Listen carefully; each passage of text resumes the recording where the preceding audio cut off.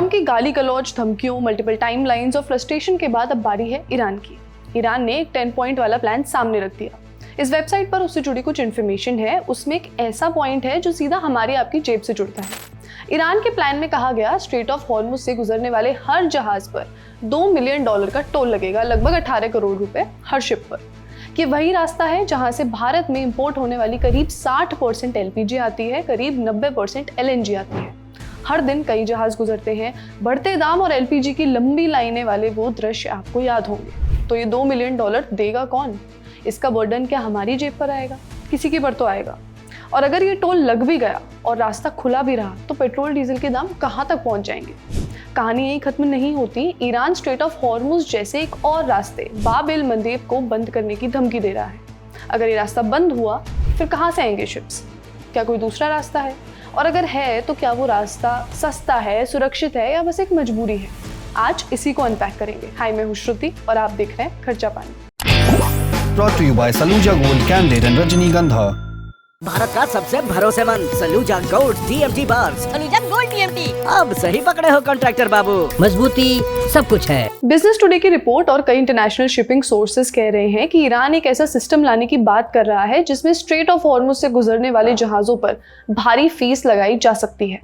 इस रास्ते से जाना है तो पैसे देने पड़ेंगे। ये फीस कैसे ली जाएगी, इसके अलग अलग तरीके हो सकते हैं। एक तरीका तो ये हो सकता है कि हर जहाज से क्रॉसिंग चार्ज लिया जाए, खासकर बड़े ऑयल टैंकर से। दूसरा तरीका है कि इनडायरेक्ट हो, जैसे तेल की क्वांटिटी के हिसाब से चार्ज लगे। लेकिन ये इतना सिंपल नहीं है, क्योंकि स्ट्रेट ऑफ हॉर्मुज कोई आम रास्ता नहीं है। ये भारत के लिए एक एनर्जी लाइफलाइन जैसा है। भारत अपने कुल क्रूड ऑयल इंपोर्ट्स का करीब 40% इसी रास्ते से लाता है। LPG LNG का भी आधे से ज़्यादा हिस्सा इसी रूट से आता है। और सिर्फ तेल और गैस नहीं, इस रूट से फर्टिलाइजर, प्लास्टिक, पेट्रोकेमिकल्स, मेटल्स, इन जैसे ज़रूरी रॉ मटेरियल्स भी आते हैं जो हमारी पूरी इकोनॉमी की बैकबोन है।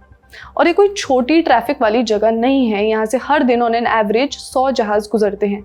मतलब अभी तो प्रॉब्लम्स चल रही हैं इसलिए नहीं गुजर रहे, but in a normal situation. और अगर आपको लग रहा है कि हवा में बातें हो रही हैं तो तुर्की को देखिए। वहाँ पर 2 रास्ते हैं, बॉस्फोरस और डार्डेनेल्स। वहाँ टोल देना पड़ता है। This is very much a possibility.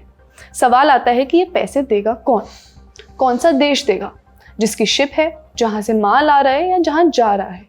क्या ऑयल कंपनियां इसे खुद एब्जॉर्ब करेंगी? मतलब एग्जाम्पल के तौर पे अगर आप देख लीजिए, जो इंडिया की ऑयल मार्केटिंग कंपनीज हैं, अगर वो क्रूड ऑयल ले रही हैं या फिर LPG वगैरह ले रही हैं, तो अगर वो करेंगी भी एब्जॉर्ब, तो क्या वो इस कॉस्ट को अपने ऊपर रखेंगी या पेट्रोल डीजल की कीमतों में जोड़ देंगी?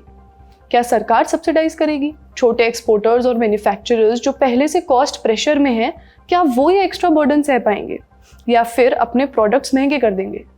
Candid dusting powder, 4 skin problems का एक expert solution. Candid dusting powder, हटा खुजली, लगा कैंडिड। आपको याद होगा, हमने खर्चा पानी के एक पुराने एपिसोड में बताया था कि बिजनेस पहले से मार्जिन के दबाव में चल रहे हैं। एक सप्लाई शॉक भी है साथ में। ऐसे में उनके पास ज़्यादा ऑप्शंस नहीं होते। आमतौर पर क्या होता है, कीमतें कंज्यूमर तक पहुंचती हैं, यानी हम और आप तक। मतलब चाहे रास्ता बंद हो जाए या खुला रहे, लेकिन टोल लग जाए, दोनों ही हालत में असर आपकी जेब पर पड़ेगा। अगर रास्ता बंद होता है तो सप्लाई शॉक आता है, और अगर रास्ता खुला रहता है लेकिन महंगा हो जाता है तो प्राइस शॉक आता है। सुनते हैं एक्सपर्ट इस बारे में क्या कहते हैं। तो ये पहली बार है मॉडर्न मैरीटाइम हिस्ट्री के अंदर कि कोई नेशन इम्पोज कर रहा है unilateral transit charges on any international route. तो ये एक इकोनॉमिक कोअर्जन का एक रूट अपनाया है ईरान ने। फिर ये सवाल आता है कि ये $2 मिलियन पे कौन करेगा? ये हमेशा इसका ब्रूटल आंसर है कि हमेशा कंज्यूमर पे करेगा। क्यों? क्योंकि वो चेन के अंदर लास्ट आता है। शिपिंग कंपनी जो है वो टोल पे करेगी, उसके बाद वो फ्रेट में ऐड हो जाएगा, फिर रिफाइनर पे करेगा, रिफाइनर से फ्यूल रिटेलर पे करेगा, और रिटेलर जो है या तो आपको पेट्रोल पंप पे प्राइस इंक्रीज करेगा, या सिलेंडर के प्राइस इंक्रीज करेगा, या ग्रोसरी स्टोर पे आपका प्राइसेस इंक्रीज हो जाएंगे कमोडिटी के। तो वो पास थ्रू होगा। अब ये इंडिया के लिए इतना ज़्यादा क्यों इंपॉर्टेंट है $2 मिलियन? क्योंकि इंडिया जो है वो 5 से 5.5 million barrel crude oil import करता है हर दिन का, और 88% हमारा ऑयल डिपेंडेंस है। बट उससे भी ज़्यादा इंपॉर्टेंट है कि 50 से 55% जो हमारा क्रूड ऑयल है वो मिडिल ईस्ट से आता है, इसी स्ट्रेट से आता है। अब इसी के अंदर LPG का प्रॉब्लम और भी ज़्यादा सिग्निफिकेंट है, क्योंकि 60% हमारा LPG इंपोर्ट होता है, जिसमें से 90% जो है उस इस स्ट्रेट से आता है। तो अगर यहाँ पर कोई चार्ज लगता है तो उसका इम्पैक्ट हमारी सीधा किचन के अंदर पड़ता है। ईरान अपने आप को इजिप्ट से कंपेयर कर रहा है कि हम स्विस कैनाल का मॉडल यूज कर रहे हैं, बट हमें पता होना चाहिए कि स्विस कैनाल जो है वो एक मैन मेड शॉर्टकट बनाया गया है जिसकी मेंटेनेंस कॉस्ट है।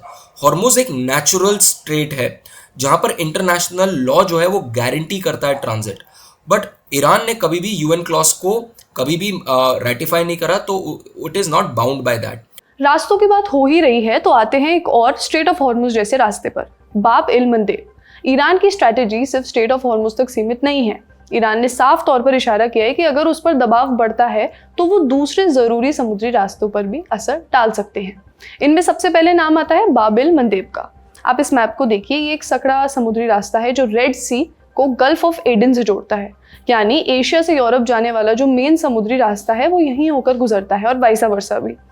जहाज पहले स्ट्रेट से निकलते हैं, फिर सुएज कैनाल में जाते हैं और उसके बाद यूरोप पहुंचते हैं। ये रास्ता एशिया, यूरोप और अफ्रीका के बीच ट्रेड का एक बहुत बड़ा गेटवे है। मुंबई मिरर की रिपोर्ट के मुताबिक दुनिया के कुल ट्रेड का एक बड़ा हिस्सा खासकर कंटेनर शिपिंग और एनर्जी सप्लाईज इसी रूट से गुजरते हैं, इसीलिए इसे ग्लोबल चोक पॉइंट भी कहा जाता है। अब इसमें ईरान का क्या रोल है? सीधे तौर पर ईरान बाब एल मंदेब को कंट्रोल नहीं करता, लेकिन यमन में मौजूद हूती ग्रुप, जिन्हें ईरान का सपोर्ट माना जाता है, इस इलाके में एक्टिव है। पिछले कुछ समय में हूती ग्रुप ने कई कमर्शियल शिप्स पर ड्रोन और मिसाइल हमले किए हैं, खासकर उन जहाज़ों को टारगेट किया है जो वेस्टर्न देशों से जुड़े माने जाते हैं। इसीलिए अगर ईरान चाहे तो इनडायरेक्ट तरीके से इस रूट को डिस्टर्ब कर सकता है और यही धमकी भी दी जा रही है।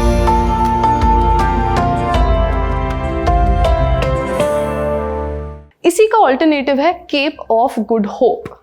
होप सच पे दे रहा है ये रूट इस पॉइंट पे।